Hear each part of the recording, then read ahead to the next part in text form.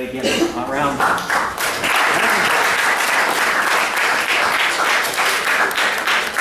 How is everyone today? Good. Everybody as tired as I am? Yeah. Good. I'm not the only one. I was up all late last night with my sister here playing Call of Duty and watching the Phillies actually win a game for once. It was actually wonderful to see. But yeah, I'm usually up probably about the same time you guys are getting ready to leave here, so I'm a little tired, but figured I'd come out and see all you guys today. I'm curious, this is the fourth one we've done so far, but I don't think did we ask how many people in here know somebody with a mental illness? Wow. See, that's surprising. That's a lot more than I would have guessed initially when we first started doing this. But as Randy said, yeah, my name's Chris. I'm 27 years old, and I do suffer from a mental illness. Two of them actually, ADHD and bipolar disorder. And actually, the more I keep doing these speeches, I'm thinking I have anxiety too, because I get kind of nervous when I come up here. Just the way I've been my entire life, and I don't know what it is. It's just, you know, it's how I am. But I had kind of a different childhood growing up. I remember I was probably about 10 years old. My older brother started getting sick. He started acting really weird.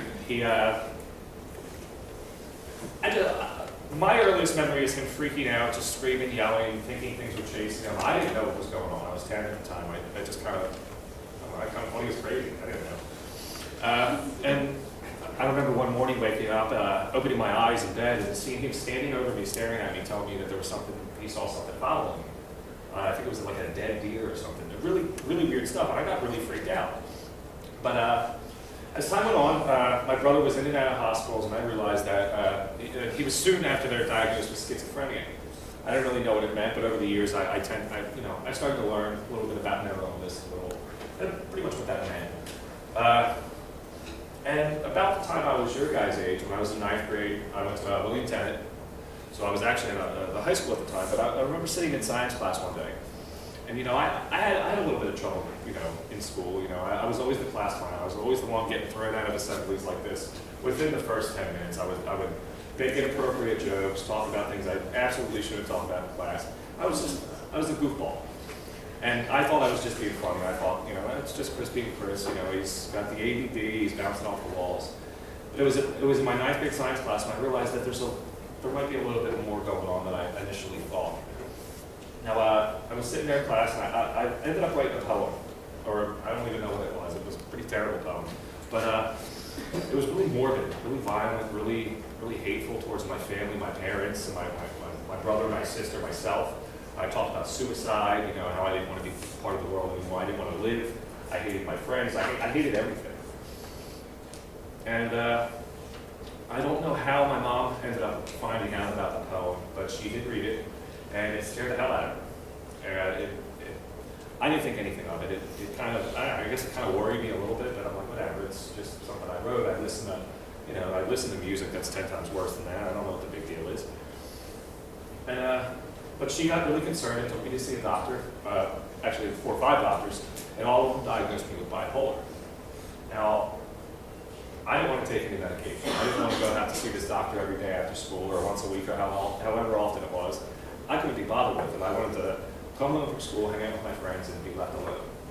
But as time went on, my behaviors went from writing poems to cutting myself, to putting cigarettes out on the back of my hands, to just really erratic stuff. I got into drugs a little bit, not too bad, but it started getting to the point where people were not only afraid for my safety, but the safety of my family. And well, I ended up, right shortly after my 18th birthday, I was a senior in high school. I ended up getting myself arrested and thrown out of where I was staying at the time. And it's pretty traumatizing for me. I really didn't have anywhere to go. And I was struggling with high school. I was struggling with relationships with friends, you know, girlfriends or whatever. I just didn't care. I didn't care about myself. I didn't care about my schoolwork. And it wasn't that I was lazy. It wasn't that I didn't want to do it. Just me trying to keep myself happy and put a smile on my face far outweighed any homework anybody gave me. It far outweighed, you know, the teacher's request for me to sit still. I would go into school and I just literally walk through the front door, walk out the back, because it made me happy. I didn't have to deal with anything, and I didn't want to.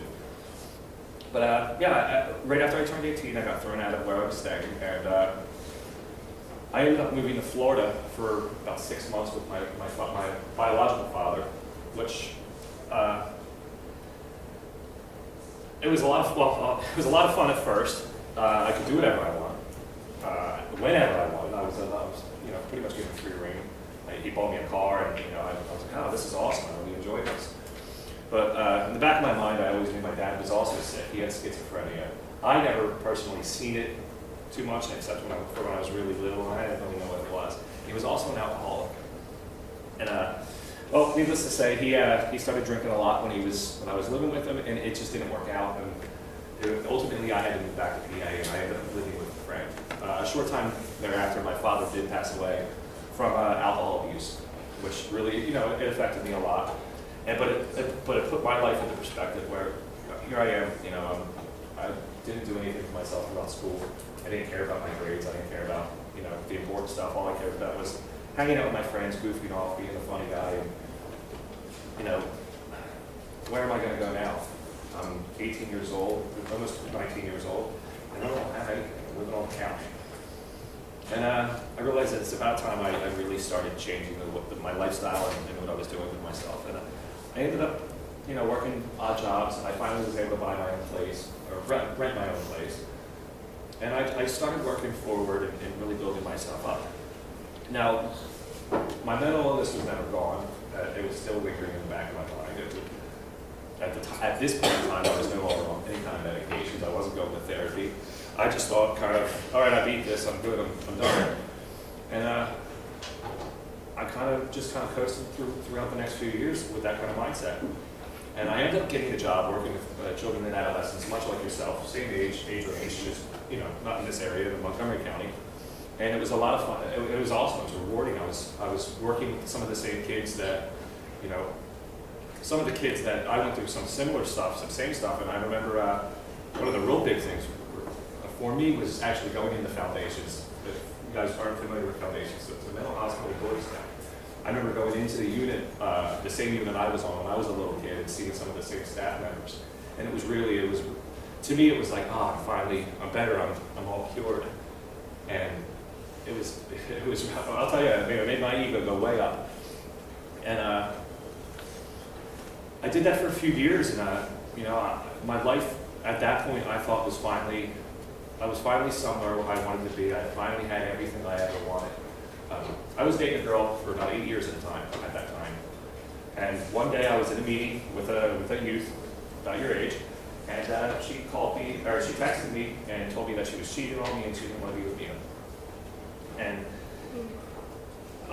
it really messed me up a lot, bad. And I went on a downward spiral real quick, real fast, and real hard. I started resulting with abusing alcohol like crazy, getting drunk every day, not going to work, not showing up for meetings with kids, and just not caring about anything at all. And it ultimately called off with me. I was fired and let go from my position for not meeting the requirements of my job. And and I was resentful. I was upset that I was let go. And then I took the time to realize that, hey, what is going on? Like, Chris, what are you doing?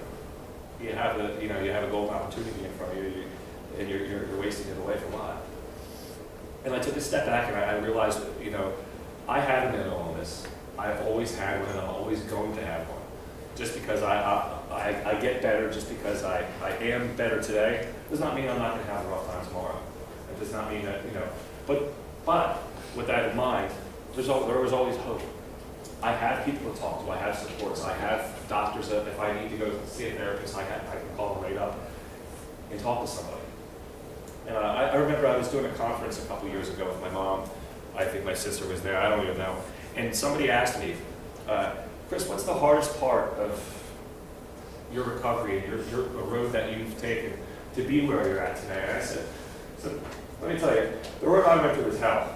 None of it was easy, but you know what the hardest part is not screwing up again. And I didn't think much of it.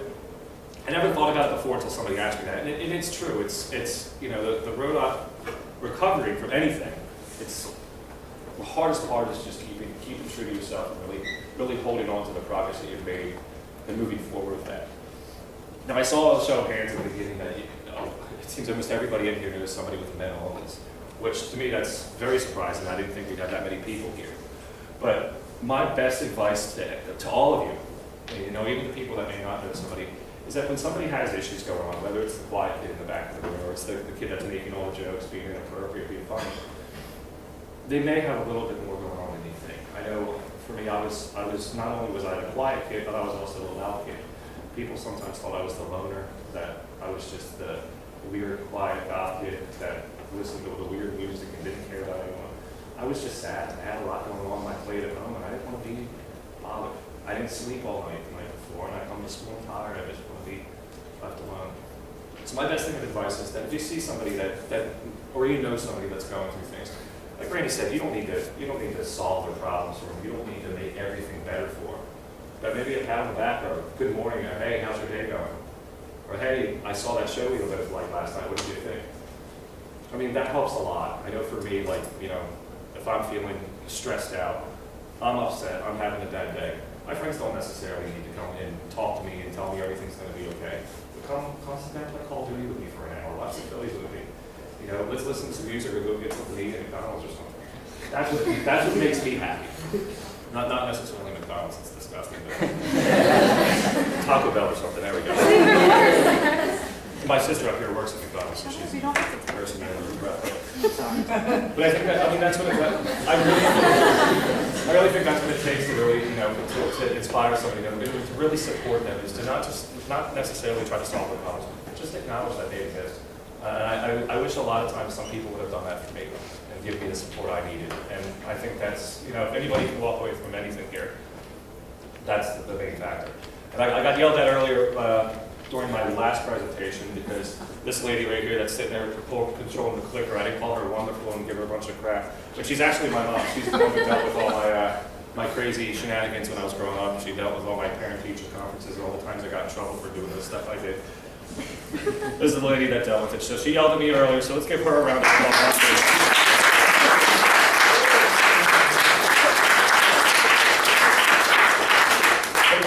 Questions, I'll be either up front, you can raise your hand, ask me one. If you don't feel comfortable, you can pull me aside at the end. But thank you all for coming out today. I really appreciate it. Thank you.